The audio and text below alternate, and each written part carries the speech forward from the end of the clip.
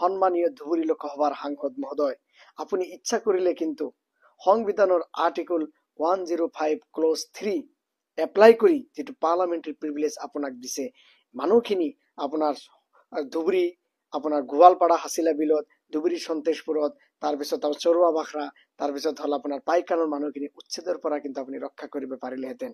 কেতিয়াবা পইচা নিদিয়াকৈ আপোনাৰ মানুহক সহায় নকৰাকৈ আকল আৰু দিমাগৰে সংবিধানখন হাতিয়াৰ হিচাপে ব্যৱহাৰ কৰি আপুনি কিন্তু ইচ্ছা কৰিলে ৰক্ষা পাৰিলেহেঁতেন।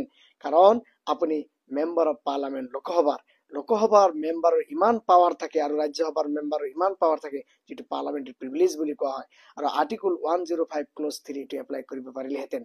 এই আৰ্টিকল আপুনি এপ্লাই কৰি এই মানুহখিনিক বচাব পাৰিলেহেঁতেন, কিন্তু আপুনি নকৰিলে। মানুহখিনিক জাহান্নামৰ পিনে ঠেলি দিলে। আপুনি উচ্ছেদ হৈ গল, মানুহখিনি 40,000 মানুহ বেঘৰ হৈ গল।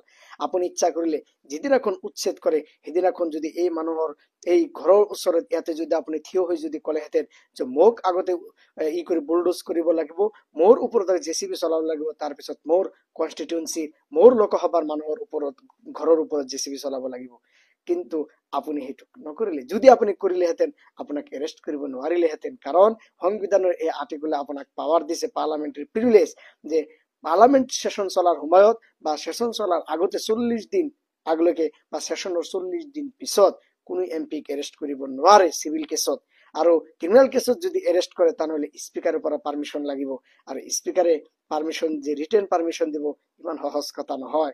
আৰু স্পিকাৰৰ ৰিটেন পাৰ্মিশন নোলোৱাকৈ যদি ক্ৰিমিনেল কেছত যদি এৰেষ্ট কৰে তেনেহলে পাৰ্লামেণ্টাৰী প্ৰিভিলেজ ব্ৰিচ কৰা হ'ব, আৰু যিজন অফিচাৰে এৰেষ্ট কৰিব কিজানি সেইজন অফিচাৰৰ একাউন্টেবল ৰেছপন্সিবল হ'ব, তাৰ চাকৰিও গুচি যাব পাৰে। তা আপুনি এই মেটাৰত যদি আপুনি থিয় হলেহেঁতেন, এই মেটাৰটো পুৰা নেশ্যনেলাইজ হলেহেঁতেন। কাৰণ এজন এমপিক এৰেষ্ট কৰা ইমান সহজ কথা নহয়। আপোনাৰ চিভিল কেছত আপোনাৰ এৰেষ্ট কৰিবই নোৱাৰে। আপোনাৰ মাত্ৰ 21 তাৰিখত, এই মাহৰ 21 তাৰিখত জুলাইৰ আপোনাৰ পাৰ্লামেণ্টৰ মনচুন সেশন ষ্টাৰ্ট হ'ব। কিমান দিন বাকী আছে এতিয়ালৈকে, কিন্তু উচ্ছেদ কৰা হল মানুহখিনিক, আপুনি থিয় নহল। উচ্ছেদ কৰাৰ পিছত যায় আপুনি 500 টকা কৰি বিলাবলৈ, মানুহক চাউল দিবলৈ, 2 কেজি চেনি দিবলৈ আপুনি যায়। কিন্তু এইবিলাক নিদিয়াকৈ একো দৰকাৰ নাছিল।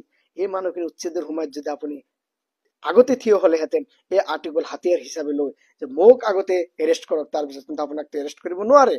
কাৰণ আপোনাক এৰেষ্ট কৰাৰ লগে লগে পুৰা ইস্যুটো নেশ্যনেলাইজ হৈ যাব। আপোনাক যেনেকৈ 10 লাখ ভোটত মানুহে জয়ী কৰাই আপোনাক পুৰা ভাৰতবৰ্ষত ফেমাছ কৰাই দিছে, আপুনিও নিজে গৰ্বৰে কৈছিল মই ছেকেণ্ড লাৰ্জেষ্ট এমপি হয় যিমান ভোটত জয়ী হৈছো। এই সময়ত যদি মানুহৰ সন্মুখত থিয় হলেহেঁতেন আপোনাৰ, আৰু নিজে যদি এৰেষ্ট যদি আপোনাক কৰিলে